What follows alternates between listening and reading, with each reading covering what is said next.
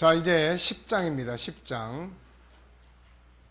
분노에 대한 치료, 이제 포스트 액션. 자, 이 포스트 액션은 뭐예요?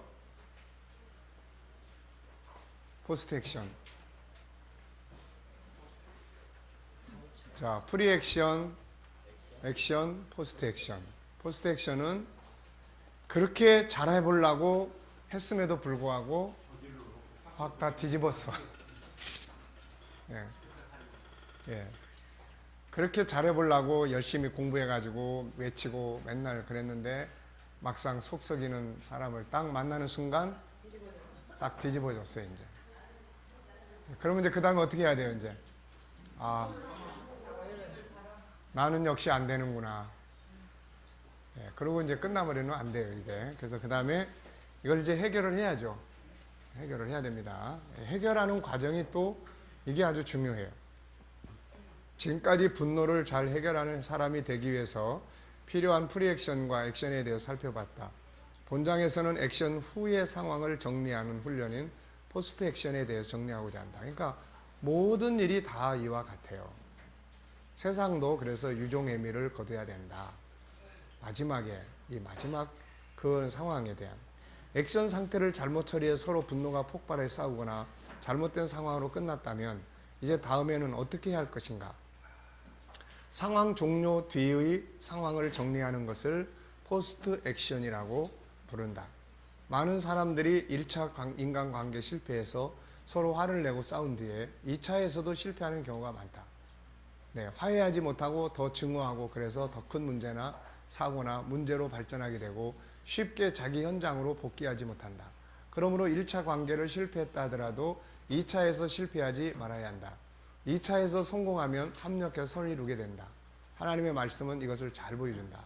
에베소 4장 26절 27절 읽어보세요. 분을 내어도 죄를 짓지 말며 해가지도록 그를 분지 말고 자기에게 틈을 주지 말라. 네, 일단 분을 냈어. 이제 안 내면 좋은데 분을 냈어요. 냈는데 어떻게 하라고 그럽니까? 자, 우선 첫째는 죄를 짓지 말라는 거예요. 이게 무슨 말입니까? 화를 냈어. 그래서 싸웠어. 그런데 그 다음에 처음엔 감정 때문에 싸웠는데 그 다음에 이성으로 싸우는 거예요. 네, 내가 절대로 가만 안 둔다. 내가 절대로 용서 안 한다. 그러면서 이제 죄를 자꾸 짓는 거예요. 그 다음에 뭐예요? 이제 해가 지도록 품지 말라. 이 안에다가 이걸 품고 있지 말라는 거예요. 이 안에다가. 이걸 밖으로 폭발시켜야 돼요. 밖으로 던져버려야 돼요. 그래서 이거 분을 품고 있으면 안 돼요. 품고 있으면 우선 첫째는 이 분이 독이에요. 독. 이 분노를 독입니다. 이게. 그래서 내 혈관 속에 독이 쫙 퍼지는 거예요. 지금 이게. 네. 이게 영적인 게 아니에요. 네, 염증. 이게 실제적으로 사람이 분노를 하면은 그 독소가 나옵니다. 이게. 그래서 그 어떤 동물도 마찬가지예요. 확 분노를 일으키게 하면은 그 독소의 그 영향이 굉장히 강해져요, 이게. 그래가지고 우리 안에도 독이 있으면 그게 이제 퍼져요, 이렇게 뭐가. 퍼지면 우리 세포들, 좋은 세포들을 다 죽여가는 거예요, 이게. 네. 그러니까 이런 것들이 결국은 병을 만들게 되고 그런 거예요. 그 다음에 이걸 이제 밖으로 그래서 다 던져버려야 돼. 안에 품고 있으면 안 된다. 자, 그러면 여기 이제 포스트 액션을 어떻게 해야 되느냐? 10가지를 이야기를 했습니다. 참 이게 우리 외워야 될 거 많죠. 네. 외워야 될 거 많죠. 이게 외워야 될 게 많다는 게 무슨 말이냐면 이쪽을 지금 키우는 거예요, 이게. 네, 이걸 키우는 겁니다. 이런 공부, 교육, 그리고 암송, 기억해두고 그래서 이런 도표들을 써서 붙여서 자꾸 보고 익숙하게 만들고 이게 이제 이쪽 커지는 거예요. 이쪽이 커져야 이쪽 걸 대항할 수가 있습니다, 이게. 그러니까 그런 차원에서 우리가 이제 이거를 제가 교육을 하면서 이런 도표를 만드는 이유가 어떻게 이걸 핵심적으로 실천이 가능할 수 있는 요소들을 담을 거냐. 그래서 굉장히 고민 많이 하면서 이게 정리하고 있는 도표들이에요. 자, 우선은 올바른 방향을 잡아야 돼요. 올바른 방향. 화가 났어도 네, 올바른 방향을 잡아야 돼요. 네, 내가 비록 싸웠지만은 이 행복한 가정을 훼손하는 일을 해서는 안 된다. 이 행복하게 복구해야 된다. 이 방향. 그 다음에는 하나님 앞에 이제 우선 엎드려야 돼요. 하나님 앞에 엎드려야만 나의 잘못에 대한 것도 느낄 수 있게 되고 감동도 받게 되고 상대방에 대한 이해의 폭도 느낄 수 있게 되고 이렇습니다. 그래서 기도, 엎드리는 거예요. 그 다음에 이제 분석해야 되겠죠. 분석. 그 다음에는 이제 후회를 이제 하지 말아야 돼요. 후회. 괜히 후회만 자꾸 해봐야 더 속상하니까 후회 자꾸 하지 말아야 돼요. 흘러가버린 거는 이미 어쩔 수가 없어요. 이미 다 끝장내놨는데 내가 왜 바보같이 그랬을까 하고 계속 그러면 그것 때문에 이제 내가 더 화가 나요. 나 때문에 더 화가 나는 거예요. 그러니까 그냥 그거 하지 말고 그 다음에 뭐 해야 됩니까? 이제 분해해서 내 안에 분노를 이제 폭발시켜야 돼요. 수류탄이 내 안에 있어 지금. 이거를 이제 폭발시켜야 돼요. 근데 그냥 폭발시키면 안 되고 분해를 해야 돼요. 그 다음에 선한 방법으로 이 사건을 승화시키고 상대의 화해, 액션 수용 이런 경우가 있어요. 오히려 나보다 더 상대방이 먼저 손을 내밀 경우가 있어요. 미안해. 그런데 이제 확 걷어치는 거야. 실컷 다 해놓고 무언가 미안하다고 그따위 소리 하냐고. 네. 네. 그러니까 그때 이제 수용할 줄 알아야 돼요. 이거. 그게 기회니까. 수용해야 돼요. 그 다음에 자기 치료할 것. 이제 일단 싸우고 나면 사람은 자존감이 자꾸 상처를 엄청 받았어요, 지금. 그래서 이걸 빨리 치료해야 돼요. 어떻게 치료합니까? 우리 14가지 자기 치유법 14가지 있잖아요. 네? 뭡니까? 스스로 존귀하게 인정하고 또 좋은 인사하고 그 다음에 뭐 좋은 말 사용하고 그 다음에 또 쭉쭉쭉 있잖아요. 그 다음에 또 뭐 있습니까? 의미 찾기 그 다음에 또 이해하고 수용하고 그 다음에 또 그 다음에 또 이제 사랑하고 뭐 위로하고 대화하고 이런 걸 이제 이 도구를 갖다 사용을 해요. 그래서 자기 학대하지 말고 자기를 학대하면은 더 비참해지는 거니까 자기 치료. 그 다음에 손해를 투자로 생각할 것. 네. 거기서 이제 손해 보는 게 문제 많죠. 머리 숙이고 가야 되고 또 이제 빨리빨리 더 이제 선물도 또 사다 줘야 되고 또 복구를 하려면 또 뭐 많잖아요. 밥도 사줘야 되고 이제 이런 걸 이제 투자로 생각을 해야 된다. 프리액션으로 이제 돌아가요. 다시 이제 연습이야. 다시 아직 내가 단수가 이 B급밖에 안 되니까 좋아. A급으로 다시 훈련한다. 다음번에는 내가 이긴다. 그래서 다시 바로 돌아가는 거. 이런 식으로 가는 겁니다. 자, 1번 올바른 방향 정하기. 분노가 일어나서 다투고 다시 안 만나겠다고 다짐을 했어도 올바른 방향을 정해야 한다. 일단 다툼과 분쟁은 바람직한 것이 아니며 빠른 시간 내에 다시 회복해야 한다는 것을 인식해야 한다. 회복하지 않으면 결국 나만 손해본다는 것을 생각하고 회복적으로 방향을 정해야 한다.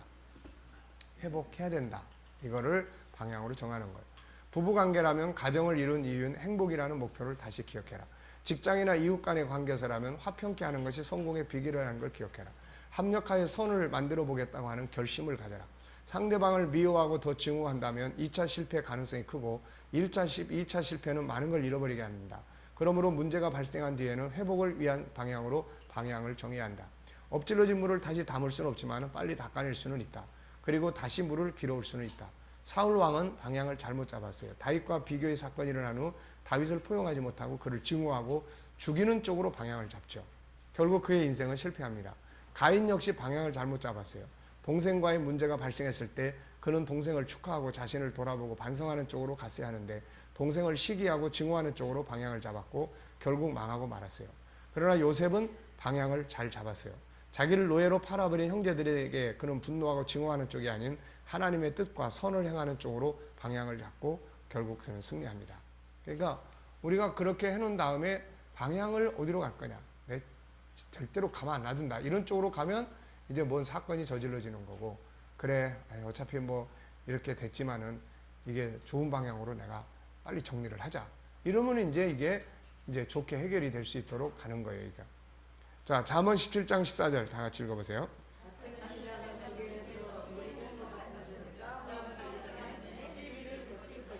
그렇죠. 한번 다퉜는데 그걸 그냥 내비둬. 그러면 이게 자꾸 그게 커져 이제 구멍이. 그러면 이제 나중에 이게 저수지가 붕괴되는 것처럼 큰 싸움으로 간다는 거예요. 이게. 자, 갈라디아서 5장 15절. 그 다음에요.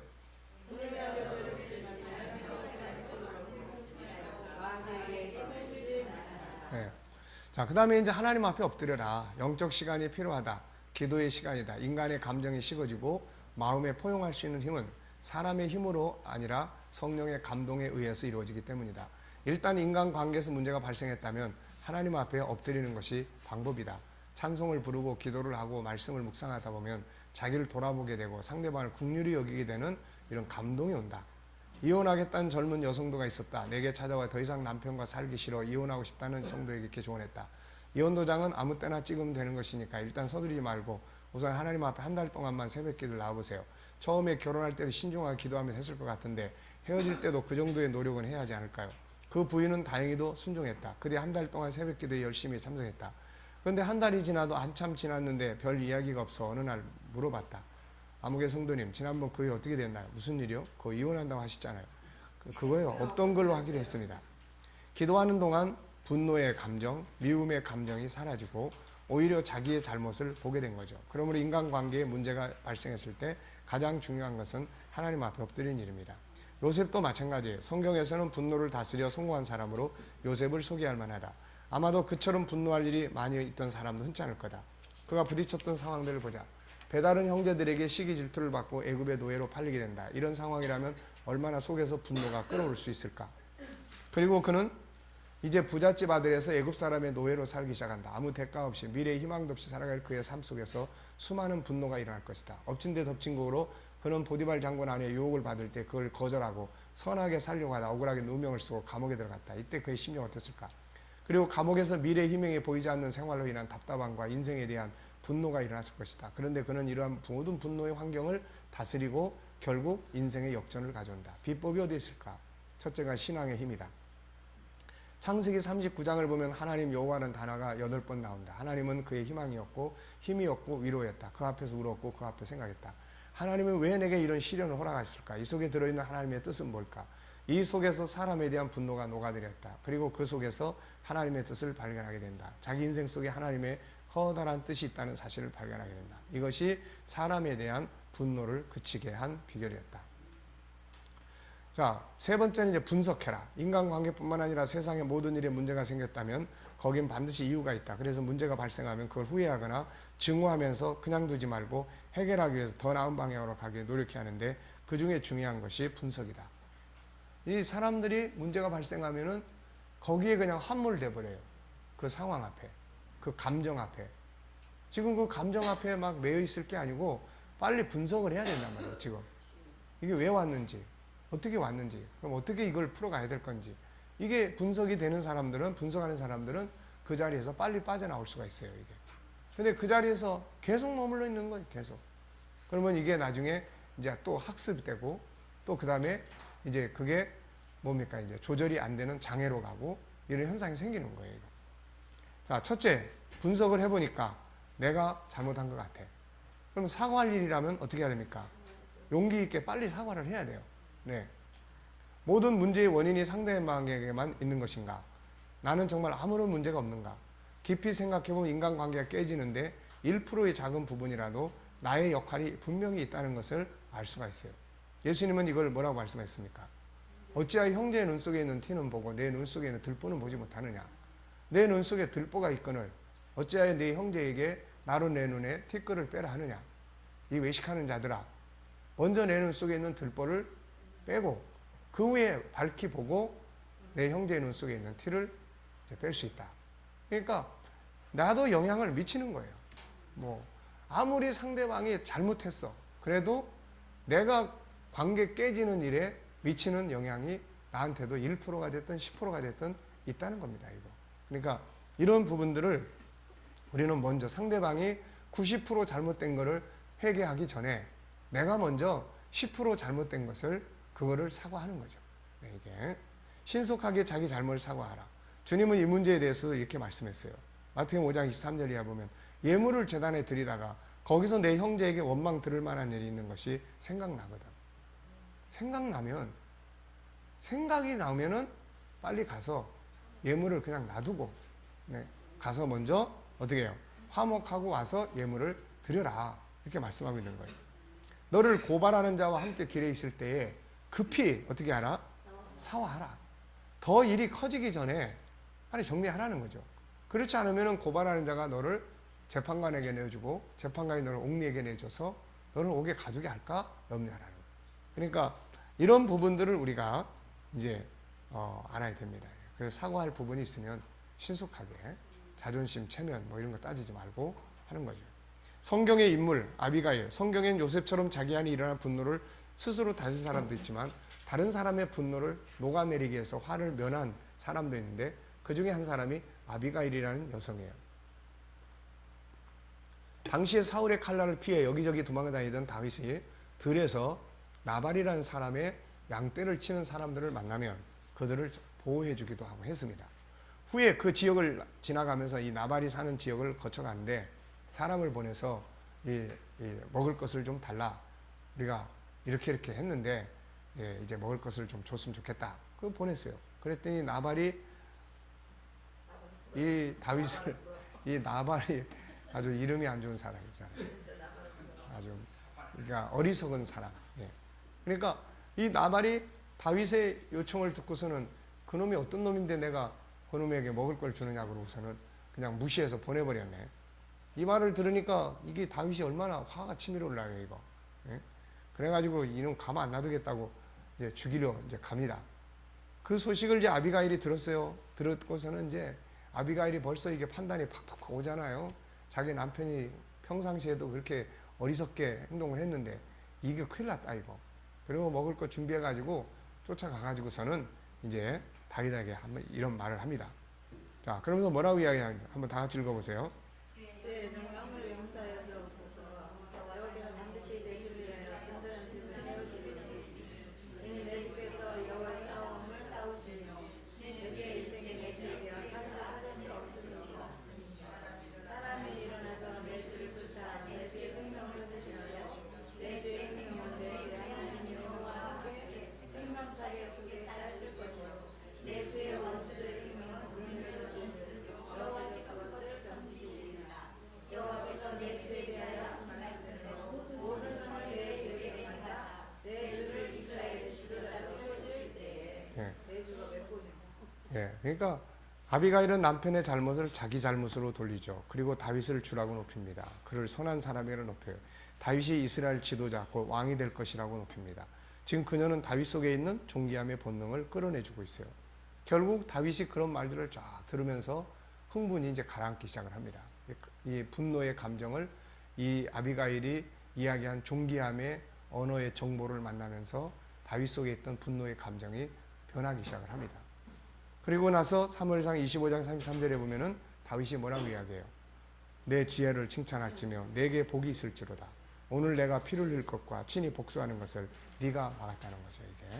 이게. 그러니까 이게 참 대단한 거죠. 이게 허물을 자기에게 돌리는 모습, 상대방을 존중히 그를 높여주는 모습, 이런 자세들이 상대방의 분노를 누그러뜨리는 역할을 하고 있음을 볼 수 있다. 진정 어린 사죄의 모습은 상대방의 분노의 불을 끄는 신비한 약이 된다.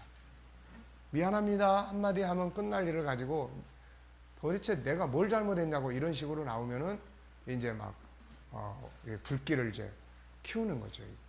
결국 앞서 지적한 대로 분노할 일은 누구에게 언제든지 발생한다. 그런데 이걸 자기에게 유익하게 만드느냐 아니면 재앙이 되게 하느냐의 선택은 자기 자신이다. 화가 안 날 수는 없지만 그걸 분해하고 지혜롭게 대처할 수는 있다는 것을 명심하자. 둘째, 상대방 사정 이야기. 이미 앞에서 살펴본 대로 사람마다 사정이 있고 아픔이 있다. 이것을 이해할 수 있어야 한다. 대부분의 갈등의 원인은 이해하지 못하는 데서 나오고 오해하는 데서 나온다. 반대로 화합은 이해하는 데서 나온다. 그래서 우리는 이해의 폭을 넓히고 이해의 능력을 가져야 한다. 세상을 이해하면 살아가기가 훨씬 낫다. 인간을 이해하면 인간과의 문제들을 풀어가는데 훨씬 쉽고 이해가 줄어드는 만큼 갈등이 많아진다. 다음 이야기를 다시 한번 살펴보자. 전철 안에서 이야기. 남루한 차림에 덥수로 간 수염도 깎지 않은 중년의 남자가 5명의 철부지 꼬마아이들을 데리고 지하철을 탔다. 그 남자는 자리에 앉았지만 아이들은 전철 안에 소리 지르고 달리고 기어오르고 껑충껑충 뛰면서 소란을 피우기 시작했다.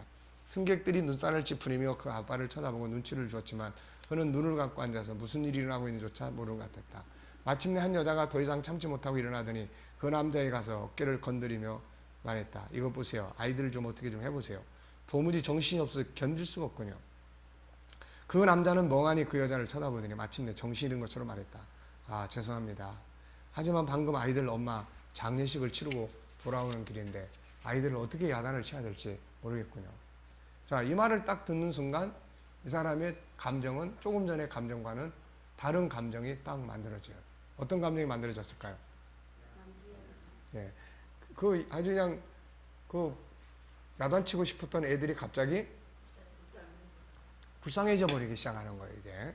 그러니까 예, 사람은 모두 슬픈 사연을 가슴에 묻고 살아간다. 사람마다 속 깊은 곳에는 한이 쌓여 있고 눈물이 고여 있다. 그래서 모든 사람은 위로가 필요하고 격려가 필요하다. 상대방을 이해한다면 수많은 문제들은 저절로 해결될 것이다.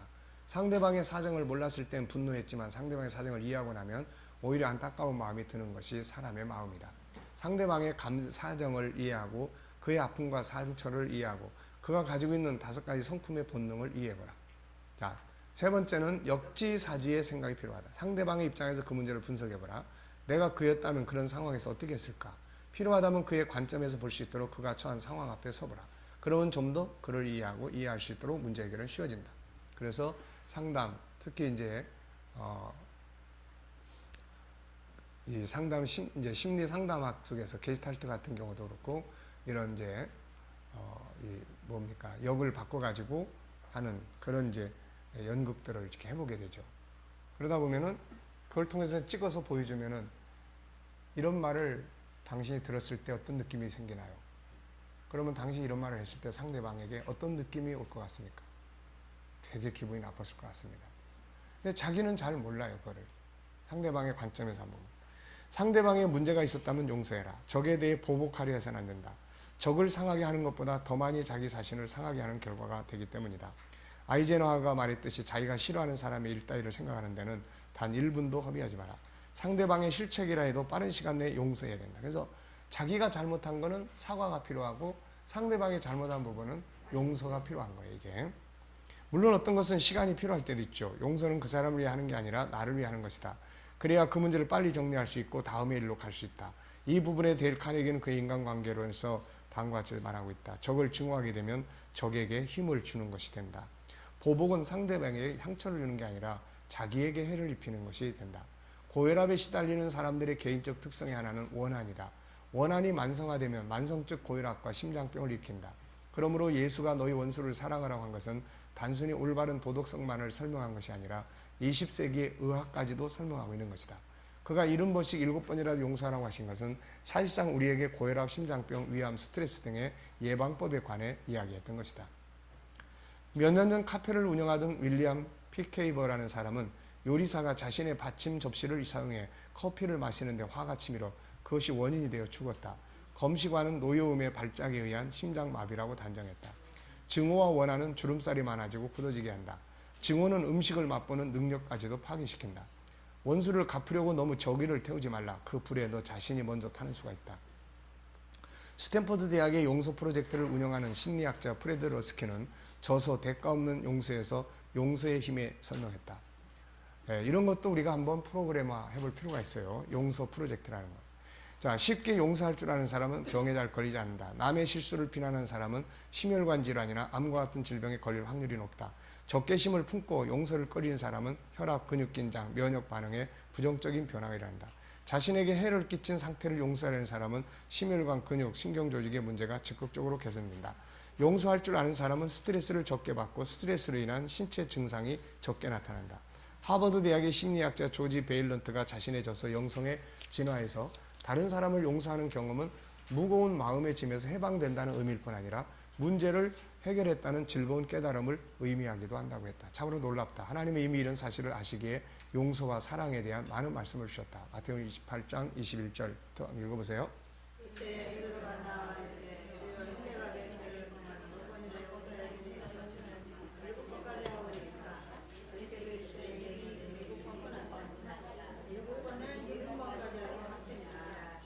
네, 베드로는 7번 정도 해주면 뭐 대단할 거라고 생각을 했습니다.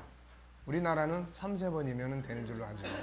네. 근데 예수님은 7번이 아니고 70번을 7번씩이라도 해라. 네. 엄청난 거죠. 네. 7번을 70번까지라도 해라. 용서가 건강의 비결이요 모든 것의 회복의 비결이다. 더 중요한 것은 이것은 다른 사람을 위한 것이 아니라 바로 나 자신을 위한 거예요. 자, 예와 내가 카페에 앉아 이 책의 편집을 마무리하던 무렵에 일이다. 내가 앉아있던 자리에 바로 옆 테이블에 있던 남자가 자리에서 일어나다가 바닥에 커다란 커피잔을 떨어뜨렸다.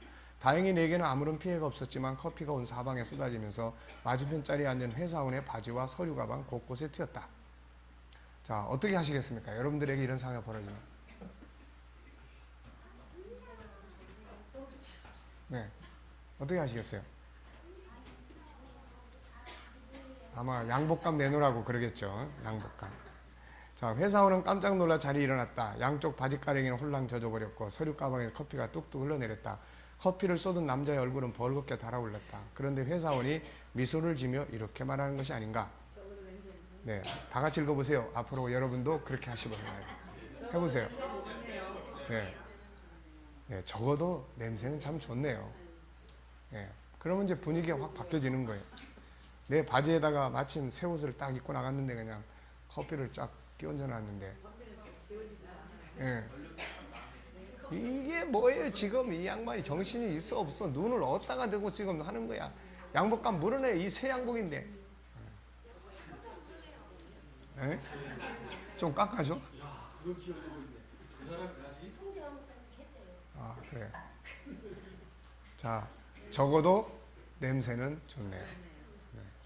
옛날에 초기에 어떤 선교사하고 제가 사역을 하면서 그 양반이 이제 선교사 되기 전에 학교 졸업하고 새 구두를 쫙 입고 새 양복을 쫙 빼입고 그리고 처음으로 직장에 회사에 출근을 딱 하는 날인데 옛날에 그 시내버스들 아주 많이 밀렸잖아요.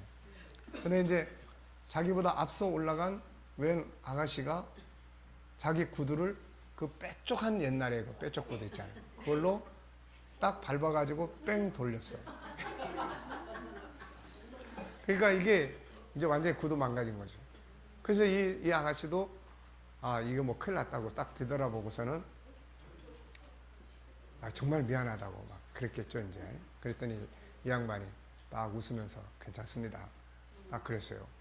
그리고 이제 끝났어. 그리고 끝났는데 차를 타고 한참 가면서 이 아가씨가 뭐라고 이야기하냐면 선생님 혹시 제가 오늘 한 가지 좀 상담을 좀 할 수 있을까요? 이야기를 좀 나눌 수 있을까요? 그러면서 이제 심각하게 이야기를 하니까 이 양반이 출근하려고 하다 말고 버스에서 내렸어요. 이제 내려가지고 이야기를 나누는데 그 사람이 지금 자살을 하러 가는 중이었어요. 예, 여자가. 그 여자가. 선생님, 사실은 제가 인생이 너무 힘들어서 다 포기하고 이 아침에 자살을 하러 가려고 가는 중입니다. 그런데 제가 그렇게 구두를 망가뜨려 놨는데 선생님이 그렇게 웃으면서 괜찮다고 하는 걸 보고 그렇게 살 수 있는 방법이 뭘까를 순간적으로 내 생각 속에 들어왔습니다. 그래서 선생님하고 한번 이야기를 나누고 싶은 생각이 들었습니다. 그래서 양반이 이제 뭔 이야기 했겠어요, 이제? 그때부터 이제 예수님을 쫙 이야기를 하고 그러면서 그 사람을 살려낸 이야기를 한번 하더라고요. 그러니까 잠언 18장에 있는 말씀이 그런 말씀이에요. 사람을 죽고 살게 하는 것이 결국 혀의 권세에 달려있다는 거예요. 그러니까 우리가 사실 이런 부분들을 참 잘 훈련해서 만들어 나갈 때 이게 바로 어떻게 보면 복음의 능력은 이런 데서 이제 나타나게 되는 거죠. 자, 우리도 해보는 겁니다. 자, 커피를 쫙 뿌렸어. 이게 어떻게 해야 되죠? 네, 아, 적어도 커피 냄새는 참 좋네요. 자, 두 남자 모두 웃음을 터뜨렸다. 그러더니 두 사람은 냅킨을 접어들고 지저분해진 주변을 닦기 시작했다. 어떤가? 결정은 항상 여러분에게 달려있다. 역시 단수가 높은 사람이다. 우리도 인격의 가지를 키워 담을 뛰어넘어보자. 이게 절대로 불가능한 것이 아니라는 거죠. 예수님은 자기를 십자가에 못 박여 죽이는 사람들을 용서했고 스데반 역시 자기를 돌로 친 자를 용서해달라 했고 베드로 사도는 무엇보다 열심으로 사랑할지니 사랑은 허다한 죄를 덮는 것이라고 했다. 우리를 앞으로 나아가지 못하게 하는 또 하나의 원인은 바로 묵은 감정들이다. 앞으로 나아가기 위해서는 용서라는 도구를 써야 한다. 용서는 당신의 마음속에서 자기 방어를 하기 위해 사용할 수 있는 가장 좋은 도구다. 해묵은 분노, 원하는 감정의 독이다. 그것이 바로 우리의 영혼을 독살한다. 용서는 훌륭한 사랑의 도구다. 병든 감정을 태워버리고 우리를 과거라는 감옥에서 풀려나게 하는 비결이다. 우리가 알아야 할 것은 과거의 얽매에서 계속 비통해하고 화내고 앙심을 품는다면 얻을 것은 하나도 없고 도리어 많은 것을 잃게 되는 것이다. 요셉이 그 형제들에게 혹은 자신을 감옥에 들어가게 한 보디발 장군 아내에 대한 분노와 원한을 계속 품고 그걸 갚는 일에 골몰하고 있었다면 그가 어떻게 앞을 향해서 갈 수 있을까?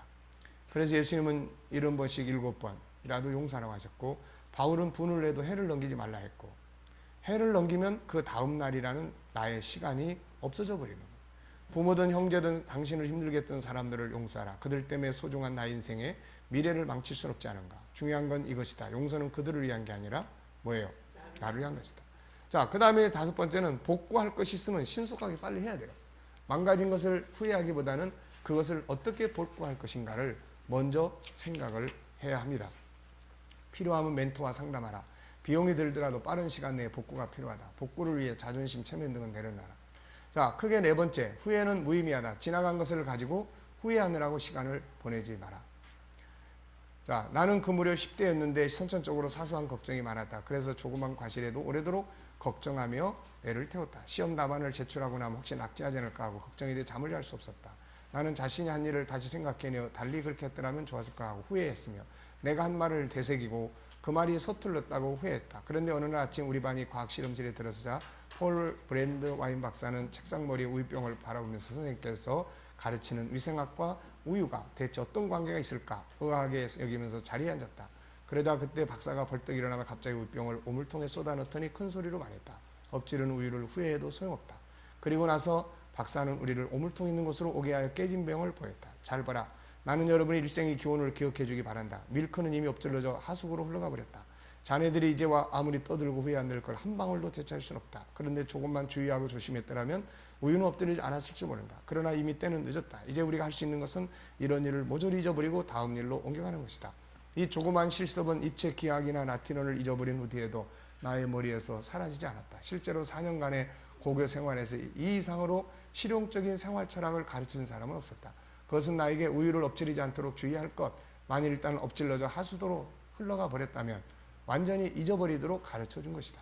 과거에 묶이지 마라. 지나간 일로 마음을 괴롭히는 것은 톱밥을 가지고 톱으로 켜려는 것과 다름이 없다. 냇가로 흘러가 버린 물로 곡식을 찌울 수는 없다. 현명한 사람은 쓸데없이 그들의 손실을 한탄하지 않는다. 오히려 강하게 그 손실을 잇는 방법을 연구한다. 사도 바울은 뭐라고 이야기했습니까? 뒤의 것은 어떻게 하고? 잊어버리고 앞에 있는 걸 잡으려고 표대를 향해서 가라는 거예요. 뒤의 것에 자꾸 후회하고 속상해하고 괴로워하고, 이 후회는 마세요. 후회는 하지 마세요. 누가 부른 노래입니까? 어쨌든 누가 부르긴 부른 것 같아요. 후회하지 말아요.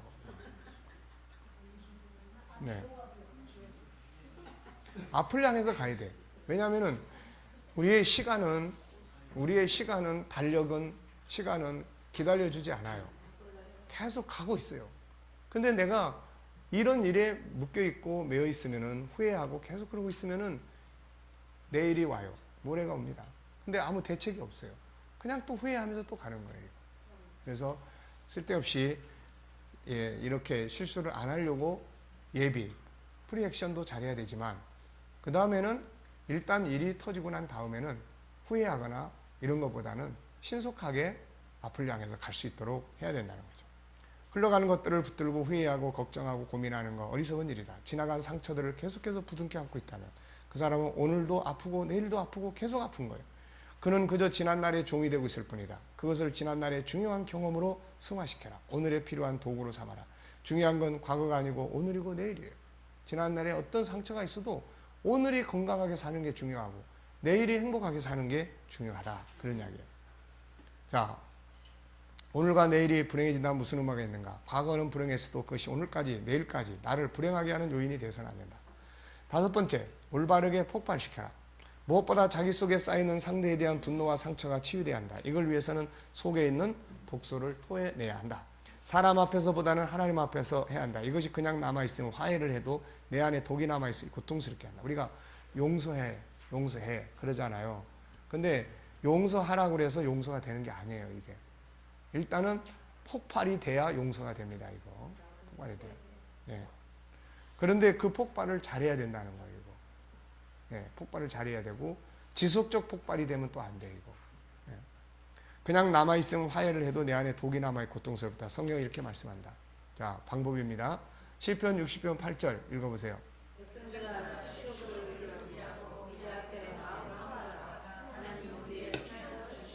네.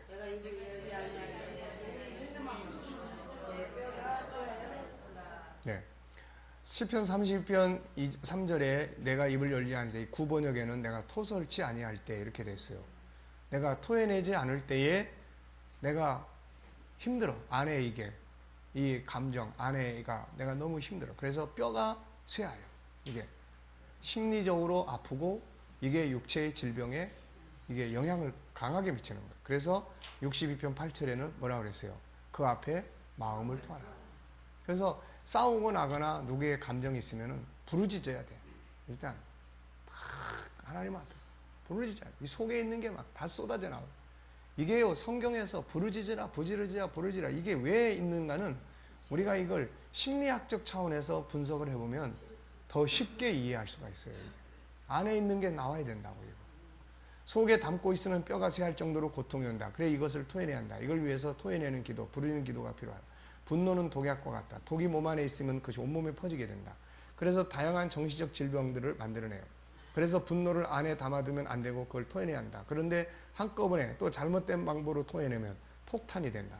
그래서 나도 상처받고 다른 사람도 상처 입고 관계가 파괴되고 삶이 파괴돼요. 중요한 건 토해내야 돼. 분해해서 토해내야 한다. 좋은 방법들로 토해내야 돼요. 부르짖는 기도는 분노를 토해내는 아주 좋은 방법이다. 지금까지 공부한 방법들과 그 이의 방법들, 운동하기, 영화 보기, 산에 올라가 소리 지르기, 편지 써서 불태우기, 의자 위에 상대방 이름 써서 놓고 몽둥이로 때리면서 소리 지르기, 이런 방법들을 찾아서 분노를 토해버려야 한다. 자기가 좋아하는 일들을 함으로 또 토해버려야 돼. 상대를 깊이 이해하고 아픔을 이해한 후에 분해시켜버리는 거예요. 이거 상대방에 대한. 그를 위해 울며 기도하는 것도 좋은 방법이에요. 때로는 직접 만나거나 메일 문자를 통해서 자신의 아픈 마음을 털어놓는 것도 또 중요한 거예요. 말을 하지 않으면 상대는 내가 지금 그토록 분노하고 있다는 사실을 알아요, 몰라요? 몰라. 그러면서 그냥 계속 더 원망하는 거예요. 그러면서 거기다가 하나 더 보태. 내 속도 모르고 말이야. 말을 안 하는데 어떻게 알겠어요, 이거? 말을 해도 몰라? 도대체 누가 그러는 거예요? 예. 예. 그러니까 일단은 안에 토해놔야 돼. 긍휼과 용서는 일단 쏟아놓은 후에 이루어진다. 우리가 상담이나 이런 걸 쭉 해보면 용서하세요. 그게 당신을 위한 길입니다. 그런데 잘 안 돼요. 라는 거예요. 감정이 변화가 와야 되는데. 그러니까 일단은 쏟아내야 돼, 이거를. 그 사람에 대한 어떤 거를 쏟아내야 돼. 어떤 방법이 됐든 간에. 네. 그래서 요즘에는 뭐 그런 망가진 그런 부속품들을 갖다 놓고 몽둥이로 두들겨 패는 데도 있다고 그러잖아요. 그걸 패면서 이 나쁜 놈, 자기 남편을 생각하면서 이 나쁜 놈, 죽일 놈, 그러면서 두들겨 패니까 거기서 이제 이 안에 있는 것들이 쏟아져 나오는 거예요. 네. 그리고 나면 용서가 되는 거예요. 그리고 나면. 분노가 안에 쌓인 상태에서는 참된 화해 용서가 이루어지지 않는다. 6번째, 선한 방법으로 활용할 수 있다면 그렇게 사용해보라. 로마서 12장 20절, 원수가 줄이거든 먹이고 목마르거든 마시게 하라. 그리함으로 내가 숯불을 그 머리에 쌓아 놓으리라. 악에게 지지 말고 선으로 악을 이기라. 네. 그래서 우리나라에서는 뭐라고 표현했어요? 미운 놈한테 떡 하나 더 줘라. 요셉은 자기에게 악을 행한 사람들에게 선으로 갚아줬다. 다윗 역시 자기를 죽이러 쫓아다니는 사울에게 선으로 갚아주어 그의 생명을 해하지 않는다. 결국엔 악이 이기는 게 아니라 선이 이긴다. 7번째, 상대방의 작은 행동이라도 관계 회복을 하고자 하거든 어떻게 하라고요? 수용해요. 상대방의 작은 그런 액션을 수용해야 돼. 그렇게 이야기해줘서 고맙다. 예. 잘못은 나에게도 있는데 그렇게 이야기해주니까 내가 참 정말 더 미안하다. 그 수용하는 거예요. 그럼 빨리 끝나는 거예요. 근데 듣기 싫어. 관도 뭘 잘했다고. 그 말 한마디로 될 것 같아? 속사가 남을 속을 다 뒤집어 놓고. 그러면 이게 이제 간격이 자꾸 멀어져요. 어떻게 이걸 회복하기가 힘들어져요. 상대방도 어떻게 접근해야 될지 이제 모르게 되고, 자기도 그렇게 쏟아놓고 나면 이게 2차로 쏟아놓는 거기 때문에, 그 다음에 자기도 뭘 하기가 애매해지는 거예요, 이거. 그래서 사무엘상 25장 33절에 보면은 내 지혜를 칭찬할지며 내게 복이 있을 줄이다. 이게 이제 수용하는 거죠, 이게. 상대방의 그런 표현을 수용하는 거예요. 어떤 때는 상대방이 먼저 관계 회복을 위해 작은 행동을 취할 때가 있다. 그때 그것을 거절하지 말고 고맙게 수용해라. 그걸 무시하고 거절해버리면 관계 개선의 시기를 이제 놓쳐버리는 거예요, 또. 다윗은 아비가일의 행동을 수용함으로써 더 이상의 분노를 이어가지 않았다. 자, 관계 악화, 8번째 자기 치료하기. 관계 악화로 인해 상대방도 마음이 상해있지만 사실 자기 자신도 지금 상해 있어요, 이게. 그렇지만 상대방은 전혀 사과하지 않고 버티고 있습니다. 이때 중요한 것이 자기 스스로 자기를 치료할 수 있어야 한다. 예, 셀프 힐링이 이제 필요한 거예요. 상대방을 통해서 치유하려고 하지 말고 자기 스스로가 치유하라는 거예요. 예, 이거 아주 중요합니다. 상대방이 지금 사과를 해야 내 마음이 지금 치유가 될 것 같은데 상대방은 그냥 버티고 있는 거예요, 이거. 그러면 이제 어떻게 해야 됩니까, 이거? 내 스스로가 치유를 해야 돼요, 이거. 그래서 이제 3가지 방법이 있는데, 첫째, 자기 존중법 사용하기. 그래서 자기 존중법은 이건 아주 그냥 마르고 닳도록 이건 우리가 외우시고 필요할 때 사용하고 해야 돼요. 다 같이 읽어보겠습니다. 시작. 자기 스승을 인정하기, 존귀한 인사, 존귀한 언어 사용, 존귀한 가치관 만들기, 자기 이야기, 자기 언양하기, 희망 가지기, 사랑 고백하기, 위로하기, 격려, 자기와 대화, 자기에게 편지하기, 자기 칭찬하기, 자기 치료하기, 자기 것 소중히 여기고 존중히 여기기. 예. 자, 그러니까 이런 부분들을 이 중에서 어느 걸 내가 사용해 볼까? 일단 자기를 건강하게 회복을 해요. 그래야 가서 미안하단 말도 할 수 있고, 자기가 건강해야 그게 가능해지는 거예요, 이게. 그러니까 자기부터 치료하고, 그 다음에 이제 상대방을 치료할 수 있도록 하는 거예요. 2번째는 폭발시킬 것. 속에 품고 있으면 안 된다. 대부분의 분노 조절 장애를 가진 사람들을 만나보면 지난날 받은 분노들을 풀지 못하고 있는 거예요. 그것을 내면의 세계 속에 그대로 쌓아놓고 있어요. 그러니까 이게 순간순간마다 밖으로 끌려 나오는 거예요. 자, 그저 꾹 참고 있으면 안 된다. 앞에 5번을 내용을 참고해라. 방법은 다양하게 있을 수 있는 거예요. 3번째는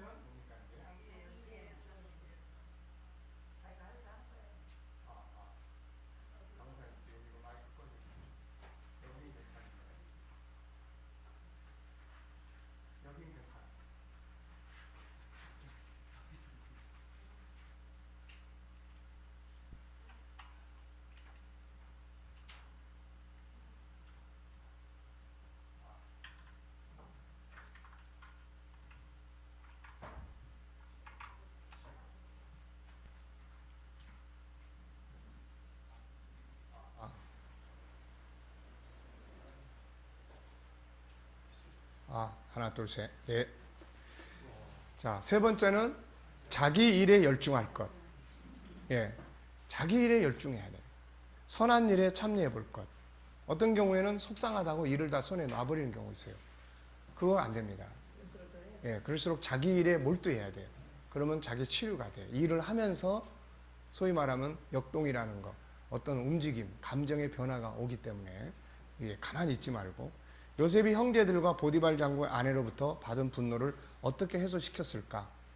3가지 요소가 있다. 그가 부딪혔던 상황들. 자, 배다른 형제들에게 시기 질투 받았을 때 앞에서 우리가 한번 봤습니다. 이 내용은. 그래서 또 보디발 장군 집에서. 그래서 첫째는 신앙의 힘이었어요. 요건 우리가 봤고, 2번째는 뭡니까? 이제 현실을 받아들인 거죠. 그런 상황에 부딪혔을 때 하나님의 뜻으로 이해했고, 2번째는 현실을 수용합니다. 자기에게 주어진 현실을 원망하거나 불평하느라 시간을 보내지 않고 그는 빠르게 현실을 받아들여요. 이게 사는 길입니다. 안타깝게도 많은 사람들이 현실을 받아들이지 못해서 분노하고 속상해하고 술 취하고 한탄하고 증오하며 시간 보냅니다. 그러다가 더 큰 낭패를 가져와요. 어차피 벌어진 일이고 내가 마셔야 할 잔이라면 빨리 받아들이는 게 현명해요. 그 다음에 세 번째는 뭐예요? 하고 일하고 죽어라고 일에 충실했습니다. 그는 보디발 장군 집에서도 감옥에서도 자기를 고통스럽게 했던 사람들을 생각할 겨를 없이 일에 빠져 살았어요. 이것이 정말 중요하다. 괜히 사람한테 당한 거 생각하면서 부글부글 끓어봐야 아무도 의미도 없다. 자기만 골병들 뿐이다. 그냥 놔두고 자기 일에 힘을 쏟아야 한다. 어차피 할 일이라면 주도적으로 살자. 그 덕분에 분노도 식어지고 사람들에게도 인정도 받게 돼요. 그 일을 통해서 새로운 기쁨의 정보를 만나게 되는 거예요, 이게. 그래서 그는 보디발 장군 집에서도 감옥에서도 총무가 된다. 이후에는 애굽의 총리가 되죠. 그는 진정한 승리자가 됐다. 세상에 분노할 일은 많지만 이것을 다스리거나 아니면 폭발시키거나 하는 것은 자기 자신의 선택이다. 요셉은 분노를 잘 해소시켜서 진정한 성공자가 됐다. 분노할 일들을 이렇게 잘 소화하면 존경을 받게 되고 더 큰 축복을 누리게 된다. 결국 그를 고통받게 했던 모든 사람들은 자동적으로 그 앞에 무릎을 꿇게 됐다. 내가 크니까 그 앞에 다 굴복하는 거예요. 그는 넘치는 자기의 복을 아들들의 이름 속에 담았다. 자기 일에 열중하고 또 하는 다른 사람을 돕는다 하는 일들은 안에 있는 분노를 밖으로 분해해서 내보내는 방법들이에요. 그 분노에 계속 매여 있으면 그게 커져요. 그게. 근데 일에 열중하고 다른 일에 커지면 그게 나중에 가서 내가 그냥 아무것도 아닌 일 가지고 그렇게 됐네. 이렇게 이제 만들어지게 돼요. 자기의 즐거운 일하기, 컵의 비밀을 활용하라. 다른 일에 몰두하기, 컵 속의 비밀을 하는가. 컵 속에는 아무것도 없다고 해서 아무것도 없는 게 아니라 사실은 공기로 가득 차 있다. 이것을 인간관계나 환경 때문에 오는 속상하게 하는 감정이라고 생각해보자. 그러면 어떻게 하면 이 공기가 컵 속에 빠져나갈 수 있는가? 그건 간단하다. 물이 들어가면 된다. 당신 속에 상쾌한 물을 집어넣어라. 그러면 나쁜 감정은 사라진다. 안 좋은 스트레스를 받았거나 분노할 일이 발생했다면 오래 가지고 있지 말고, 바울은 해를 넘기지 말라고 그랬어요. 밖으로 내보내야 한다. 그러기 위해서는 반드시 맑은 물 같은 은혜의 생수, 기분 좋은 정보를 받아들여야 돼요. 그러면 분노할 공기는 사라지게 된다. 당신이 즐거워할 수 있는 게 뭔가? 그걸 해보라. 찬송을 듣는 거 좋은 방법. 그런 문제를 푸는 관계나 대화, 언어 등과 관계된 책을 한두 권쯤 읽어보라. 그럴 때 신앙의 힘은 절대적이다. 소리 질러서 하나님께 부르짖어보라. 성령의 감동은 당신의 마음에 새로운 생수를 부어준다. 안 좋은 스트레스를 받았거나 분노한 일이 있을 때 혼자 있지 마라. 혼자 있으면 그 안 좋은 기분이 속상함, 우울함, 열받는 일로 계속 성장합니다. 이게. 그래가지고 다른 형제들이 이제 놀러 와, 이제. 혼자 있으면. 그래서 이게 분노가 공황장애로 오고 또 그런 우울증으로 오고 이게 막 별걸로 다음 무기력증으로 오게 되고 이렇게 오는 거예요. 이게 이런 것들이. 그래서 혼자 있지 말고 빨리 이거를 폭발시킬 수 있도록 이 세 가지 아까 얘기했어요. 첫째는 뭐예요? 셀프 힐링하고, 두 번째는 폭발시킬 것, 세 번째는 자기를 충실할 것. 이거예요. 그러니까 이런 것들을 통해서 지금 내 안에 있는 분노의 감정, 이게 바뀐다는 거죠. 이게 내 안에 정보가 바뀌기, 내가 일에 가서 처음엔 막 속상한 것 때문에 일이고 뭐고 귀찮은데 가서 그래도 가서 하자. 그 일을 하다 보면은 여기에 일이라고 하는 이 정보가 내 안에 있는 감정을 바꿀 수 있는 새로운 감정들을 만들어낸다고요. 이게 여기서. 자, 손해본 것을 투자로 승화시키, 관계 정상화를 위해 손해본 것이 있다면 투자했다고 생각을 아까 이야기했었죠. 사실 예수님은 세상에 손해보러 오신 분이다. 항상 주는 일만 하셨다. 그분은 항상 주고 손해보는 삶을 사셨는데, 그렇다고 그분이 얻은 건 무엇인가? 바로 사람을 얻게 되는 거죠.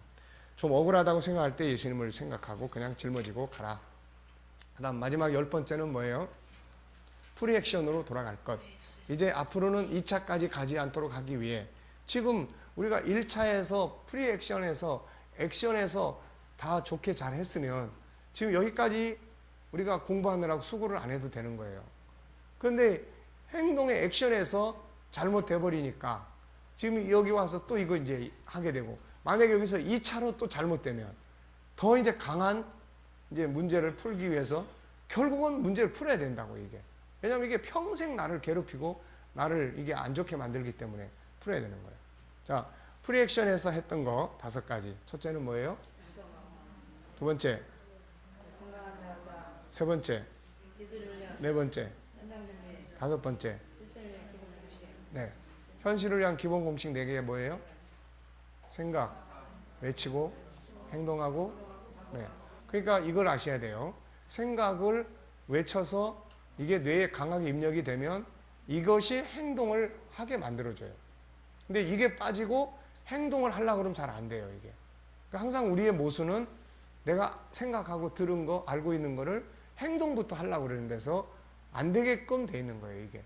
그러니까 이걸 되게끔 하는 방법은 계속 외치고 계속 내 입으로 말을 해서 내 뇌에 강하게 입력을 시켜서 그 상황이 딱 벌어졌을 때 그게 제일 먼저 팍 떠오르게 만들어 놔야 행동으로 갈 수가 있는 거예요, 이게.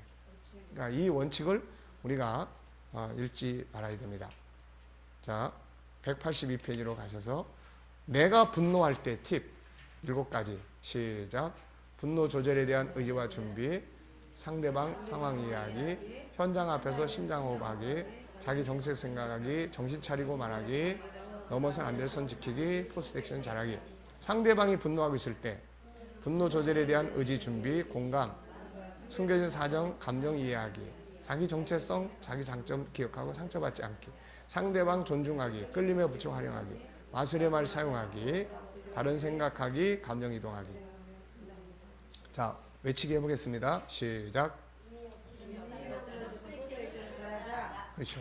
이미 엎질러졌으면 포스트 액션을 잘하면 되는 거예요, 이거. 네, 잘하면 되는 거예요.